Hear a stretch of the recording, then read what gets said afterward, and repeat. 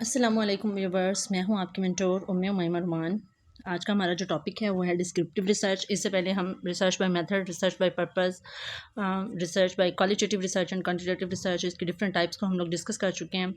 इसके अलावा हमने हिस्टोरिकल रिसर्च में उसकी बिब्लियोग्राफिकल, बायोग्राफिकल एंड लीगल रिसर्च को भी डिस्कस किया।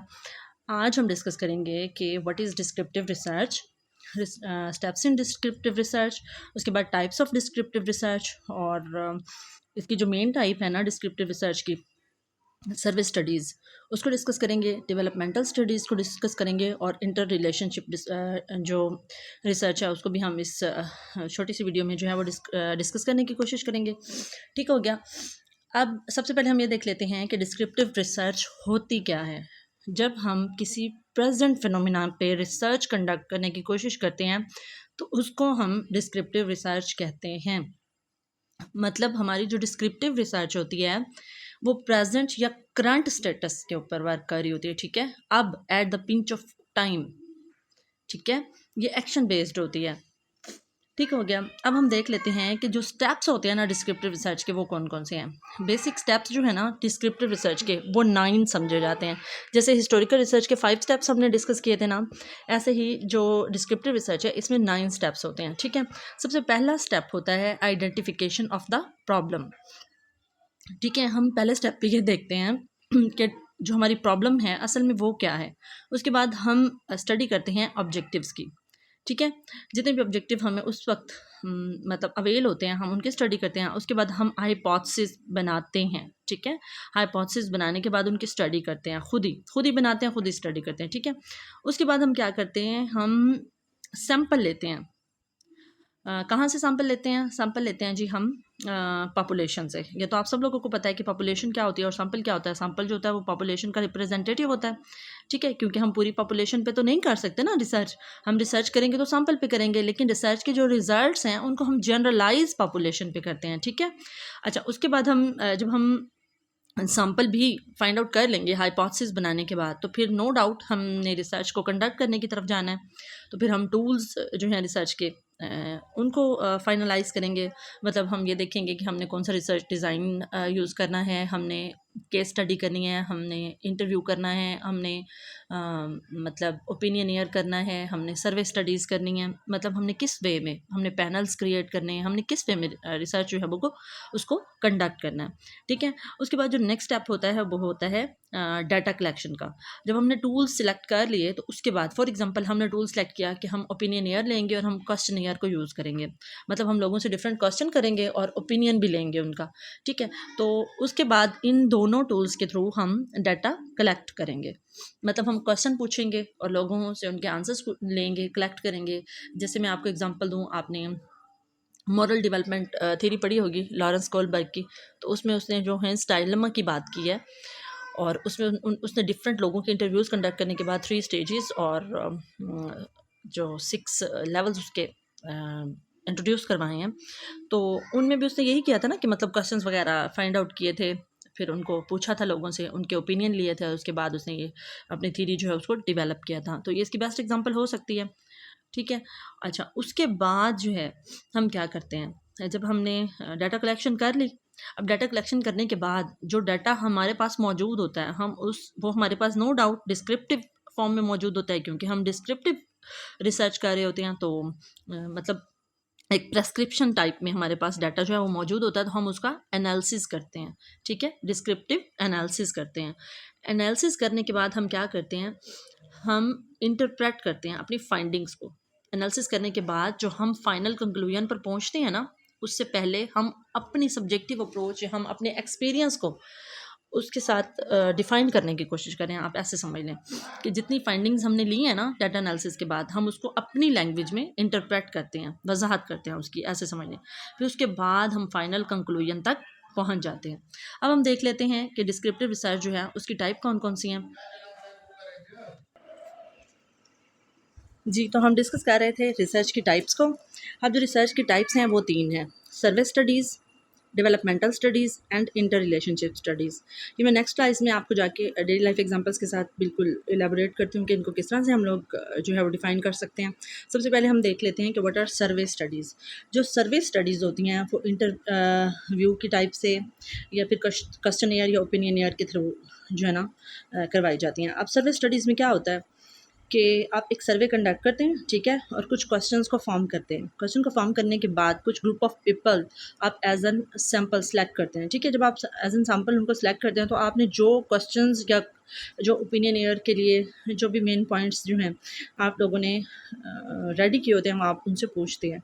अक्सर आपने टीवीज़ में देखा होगा कि एक एंकर पर्सन होती हैं या एक एंकर पर्सन होते हैं, वो रोड्स पे, गलियों में, डिफरेंट मॉल्स में जाके उन्होंने हाथ में माइक लिया होता है और अक्सर लोगों से ना वो क्वेश्चनिंग कर रही होती हैं। जब वो क्वेश्चनिंग कर रही होती है ना, वो असल में वही सर्वे स्टडीज़ कर रही होती हैं। अक्सर आपने देखा होगा कि गवर्नमेंट के जो पॉलिटिकल इश्यूज़ होते हैं या फिर किसी भी सोशल इवल पे या सोशल प्रॉब्लम पे वो क्वेश्चनिंग कर रहे होते हैं और लोगों के व्यूज़ ले रहे होते हैं। कभी ऐसा होता है कि वो हमारी क्रिकेट मैचेस पे मतलब सर्वे कर रहे होते हैं। तो असल में वो जो प्रोग्राम्स आप टीवी पे देख रहे होते हैं ना, वही सर्वे स्टडीज़ होती हैं। अब हम देख लेते हैं इसकी नेक्स्ट टाइप जो कि है डेवलपमेंटल स्टडीज़। जो डेवलपमेंटल स्टडीज़ होती हैं वो असल में ये देखती हैं कि वक्त के साथ साथ किसी भी ऑर्गेनिज्म में क्या चेंजिंग्स आई हैं, ठीक है। ये किसी बुक में आपको नहीं मिलेगी, ये मेरी अपनी पर्सनल परसेप्शन है कि वक्त के साथ साथ ऑर्गेनिजम्स में जो चेंजिंग आती हैं ये असल में उसकी स्टडी के लिए होती है, ठीक है। अब हम अगर देखें कि इसको हम डिफ़ाइन कैसे कर सकते हैं तो हम कह सकते हैं कि मतलब ये जो डेवलपमेंटल स्टडीज़ की टाइप ऑफ रिसर्च है ना, जिसको हम डिस्क्रिप्टिव रिसर्च में फॉलो करते हैं, वो human development with the passage of time के साथ डील करती है, ठीक है। अब इसकी डिफरेंट टाइप्स होती हैं जिसमें ग्रोथ स्टडी होती है, लॉन्गिट्यूडनल या वर्टिकल स्टडीज़ होती हैं, क्रॉस सेक्शनल स्टडीज़ होती हैं जिनको हॉरिजॉन्टल भी कहते हैं, और ट्रेंड प्रोजेक्शन स्टडीज़ होती हैं, ठीक है। अब ग्रोथ स्टडीज़ क्या होती हैं? ग्रोथ में आप ये देखते हैं कि फ़िज़िकल ग्रोथ, ठीक है, या फिर ग्रोथ को आप इंटरएक्सचेंजेबली यूज़ कर लें डेवलपमेंट के साथ, ठीक है। अब इसको हम ग्रोथ स्टडीज़ भी कह सकते हैं और सिंपल डेवलपमेंटल स्टडीज़ भी कह सकते हैं। अब सिंपल डेवलपमेंटल स्टडीज़ या ग्रोथ स्टडीज़ में होता क्या है, मतलब फॉर एग्जांपल एक कोई इंस्टीट्यूशन है, फॉर एग्जांपल आपने एक प्राइवेट स्कूल ओपन किया है या आपने एक ऑनलाइन एकेडमी स्टार्ट किया है, तो स्टार्ट में तो ज़ाहिर है आपको स्ट्रगल करना पड़ेगा, आपके पास स्टूडेंट्स कम होंगे, आपको हार्ड वर्क भी करना पड़ेगा, आपको बहुत ज़्यादा पेन भी लेना पड़ेगा, ठीक है। जैसे ही with the passage of time आप ग्रो करना स्टार्ट हो जाएंगे, ठीक है, और एक वक्त ऐसा आएगा कि आप लोग पीक पे पहुंच जाएंगे। तो ये जो टाइप है ना, ये सिंपल डेवलपमेंटल स्टडीज़ या ग्रोथ स्टडीज़ कहलाती है। मतलब वक्त के साथ साथ किसी भी इंस्टीट्यूशन में, किसी ग्रुप में, किसी ह्यूमन बीइंग में, किसी मेथड में, किसी भी चीज़ में क्या डेवलपमेंटल चेंजेस आए हैं, ठीक है। उसके बाद हम देख लेते हैं trend projection studies. Trend projection studies जो होती हैं ना, ये डिफरेंट जो ट्रेंड्स चल रहे होते हैं ना हमारी सोसाइटी में, उसके बारे में प्रेडिक्शंस करती हैं। जैसे अभी मैंने आपको बताया कि सर्वे स्टडीज़ जो है ना हम लोग कंडक्ट करते हैं। तो आजकल फॉर एग्जांपल अगर ट्रेंड चल रहा है मैचेस का या वर्ल्ड कप का ट्रेंड चल रहा है, तो जो ट्रेंड स्टडीज़ हैं वो सर्वेज कंडक्ट करेंगी ट्रेंड प्रोजेक्शन स्टडीज़ के अंडर, ठीक हो गया। मतलब सोसाइटी में जो ट्रेंड चल रहा होता है ना, उनमें डिफरेंट जो एस्पेक्ट्स होते हैं उनका आपस में एनालिसिस करके और एक रिलायबल कंक्लूजन हमें प्रोवाइड करती है, ठीक हो गया। मतलब मुख्तलिफ हकाइक जो होते हैं हमारे माशरे में उस ट्रेंड के हवाले से, जैसे आजकल हम कहते हैं ना टीम्स की एग्जांपल मैं आपको दे दूँ, trends in international mathematic and scientifical study. अब टीम्स में क्या है कि हम अलाइन करने की कोशिश कर रहे हैं इंटरनेशनल लेवल पे जो स्टैंडर्ड सेट किए गए हैं मैथ की स्टडीज़ के लिए और साइंस की स्टडीज़ के लिए। अब ट्रेंड प्रोजेक्शन स्टडी क्या करेगी, इन ट्रेंड्स का मुवाजना करेगी डिफरेंट कंट्रीज़ के साथ। अगर हम पाकिस्तान की बात कर लें तो कंपैरेटिव एजुकेशन के थ्रू हम ये देखेंगे कि जापान में कौन कौन सी फैसिलिटीज़ मौजूद हैं या सिंगापुर में कौन कौन सी फैसिलिटीज़ मौजूद हैं और यहाँ पाकिस्तान में किन किन फैसिलिटीज़ का लेख है या कौन कौन सी फैसिलिटीज़ हम अपने स्टूडेंट्स को प्रोवाइड कर रहे हैं। और फिर एंड में इन दोनों का एनालिसिस करके हमें एक फ़ाइनल प्रोडक्ट प्रोवाइड कर देगी ट्रेंड प्रोजेक्शन स्टडीज़, ठीक हो गया। अब हम ये देख लेते हैं कि लॉन्गिट्यूडनल और क्रॉस सेक्शनल स्टडीज़ क्या होती हैं। ये बहुत इंपॉर्टेंट टॉपिक है। अक्सर इंटरव्यूज़ में भी पूछा जाता है कि vertical and horizontal method of studies में क्या फ़र्क है, या फिर लॉन्गिट्यूडनल या क्रॉस सेक्शनल रिसर्च में क्या डिफरेंस है। जो लॉन्गिट्यूडनल या वर्टिकल रिसर्च होती है ना, वो किसी भी सैंपल को ऑब्जर्व करती है लॉन्ग पीरियड के लिए, मतलब ज़्यादा लंबे अरसे के लिए, ठीक है। इसलिए इसको लॉन्गिट्यूडनल या वर्टिकल कहते हैं, ठीक है। वर्टिकल भी आपको पता है कि ज़मीन से सीधा ऊफ की साइड पे आसमान की तरफ जाता है, ठीक है। और लॉन्गिट्यूडनल लॉन्ग का वर्ड इसमें मौजूद है तो आप इसके साथ निमोनिक्स बना सकते हैं कि ये लॉन्ग पीरियड के लिए होती है। अब हम ये डिस्कस कर लेते हैं कि क्रॉस सेक्शनल क्या होती है। क्रॉस सेक्शनल को हॉरिजॉन्टल भी कहते हैं। हॉरिजॉन्टल आपको पता है कि बिल्कुल ज़मीन के साथ साथ एक लाइन जो हम खींच देते हैं, उसको हम हॉरिजॉन्टल कहते हैं, ठीक है। अब क्रॉस सेक्शनल का मतलब ये होता है कि डिफरेंट सेक्शंस को क्रॉस कर दिया जाता है।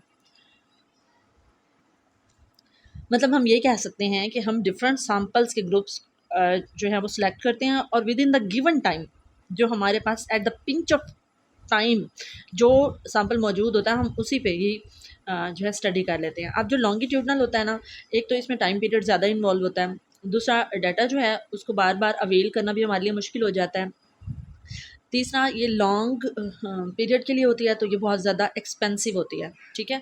इसलिए रिसर्चर जो हैं लॉन्गिट्यूडनल या वर्टिकल रिसर्च को थोड़ा सा अवॉइड करते हैं। लेकिन जो क्रॉस सेक्शनल होती है ये eight the pinch of time होती है, ये करंट फिनोमिना के साथ होती है, ये एक ही गिवन सिंगल शिफ्ट में भी की जा सकती है और ये इसीलिए इकोनॉमिकल होती है, मतलब सस्ती पड़ती है जो रिसर्चर होता है उसको।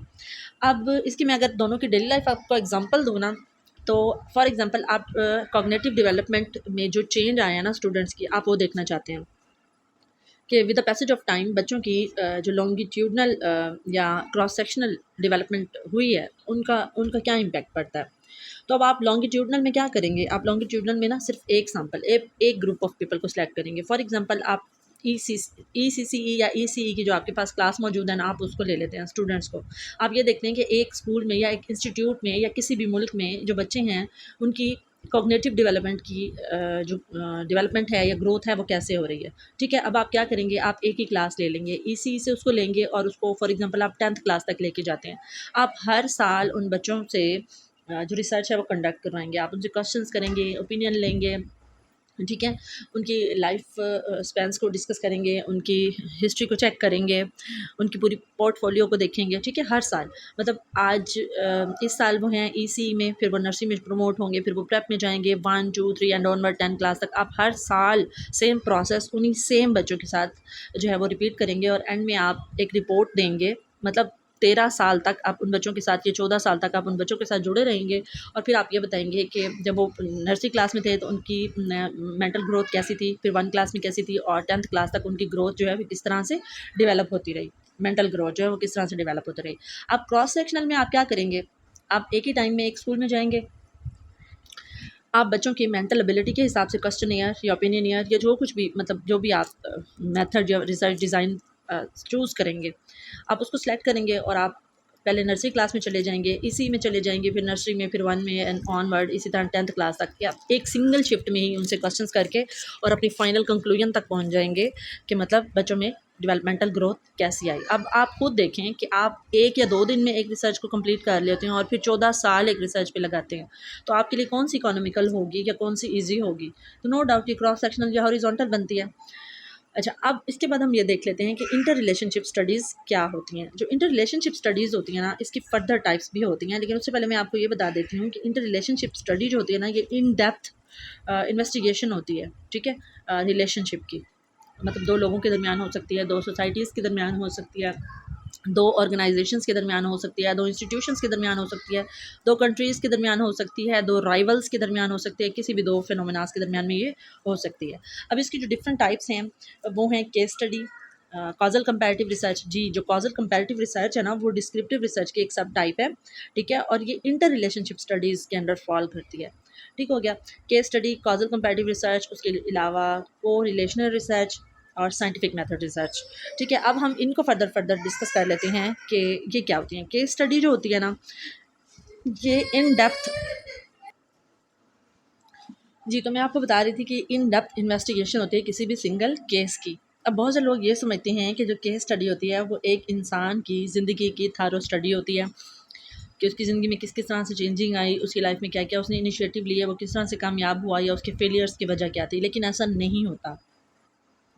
जो केस स्टडी होती है ना वो किसी सिंगल पर्सन की स्टडी भी हो सकती है इन डेप्थ, ठीक है। वो किसी सिंगल इवेंट की भी स्टडी हो सकती है, वो किसी सिंगल इंस्टीट्यूशन की स्टडी भी हो सकती है, सिंगल कम्युनिटी की भी हो सकती है, एक सिंगल कंट्री की भी केस स्टडी हो सकती है। मतलब आप इसको ब्रॉडर सेंस में लेंगे, ठीक है। सिंगल पर्सन की अगर हम कहें तो हम कहते हैं जी हम अब्दुल ईदी साहब की लाइफ की स्टडी कर रहे हैं। अगर सिंगल इवेंट की कहूँ तो जैसे फॉर एग्जांपल हम डिफरेंट सेमिनार्स कंडक्ट करते हैं तो उस पर रिसर्च कर रहा है कोई बंदा, तो वो एक इवेंट की हो गई। अगर इंस्टीट्यूशन की देखें तो हम ये देखना चाहते हैं कि with the passage of time हमारी ऑनलाइन अकेडमी में ने कितनी ग्रोथ की। अगर किसी कम्युनिटी की कहें तो हम ये देख लें कि क्रिश्चियन कम्युनिटी जो है उसकी पाकिस्तान में उसको क्या क्या फैसिलिटीज़ प्रोवाइड की गई, या मुस्लिम कम्युनिटी जो है उसके पास कौन कौन सी फैसिलिटीज़ मौजूद हैं। तो ये एक सिंगल कम्युनिटी की स्टडी हो जाती है। अब हम देख लेते हैं काजल कंपैरेटिव रिसर्च, जिसको एक्स पोस्ट फैक्टो भी कहती हैं। अब ये क्या होता है, ये वाक़या तो माजी में हो चुका होता है लेकिन हम इसकी स्टडी जो है ना वो करंट टाइम पे कर रहे होते हैं। जैसे फॉर एग्जांपल ये एपीएस का वाक़या हुआ था पाकिस्तान में, या 9/11 का जो इंसिडेंट हुआ अमेरिका में, उसकी स्टडीज़। अब होता क्या है, काज और इफ़ेक्ट का रिलेशनशिप फाइंड किया जाता है इसमें। इसमें ये देखा जाता है कि जो माजी में वाक़या हुआ उसके काजेज़ क्या थे और अब हमारी करंट सिचुएशन पे इसके इफ़ेक्ट क्या पड़ रहे हैं। ठीक है, उसके बाद हम डिस्कस कर लेते हैं कोरिलेशनल रिसर्च। जो कोरिलेशनल रिसर्च है ना, ये असल में देखती है रिलेशनशिप बिटवीन टू वेरिएबल्स। ठीक है, अब ये फाइंड आउट करती है रिलेशनशिप है या नहीं है। अगर है तो कितना है, स्ट्रॉन्ग है, वीक है, माइनर है, माइल्ड है, कैसा है, और अगर नहीं है तो फिर किस लेवल का है। ये -1 से -1 से +1 तक फॉल करती है। उसके बाद हम साइंटिफिक मेथड को देख लेते हैं। जो साइंटिफिक मेथड होता है ये सिस्टमैटिक होता है, कंट्रोल्ड होता है, और ये किसी भी हाइपोथेसिस की क्रिटिकल इन्वेस्टिगेशन होती है। इसको हम अमूमन लेबॉर्ट्री में करते हैं। ठीक है, ज़्यादातर जो साइंस के स्टूडेंट्स होते हैं ना वो साइंटिफिक मेथड को यूज़ करते हैं। ठीक हो गया। उसके बाद जी जनाब हमारा टॉपिक एंड हो गया। मिलते हैं फिर नेक्स्ट वीडियो में। होपफुली आपको वीडियो पसंद आई होगी। अगर वीडियो पसंद आई है तो वीडियो को लाइक कीजिएगा, शेयर कीजिएगा। अगर आप चैनल पे न्यू हैं तो चैनल को सब्सक्राइब ज़रूर कीजिएगा। मिलते हैं फिर नेक्स्ट वीडियो में। टिल देन अल्लाह हाफ़िज़।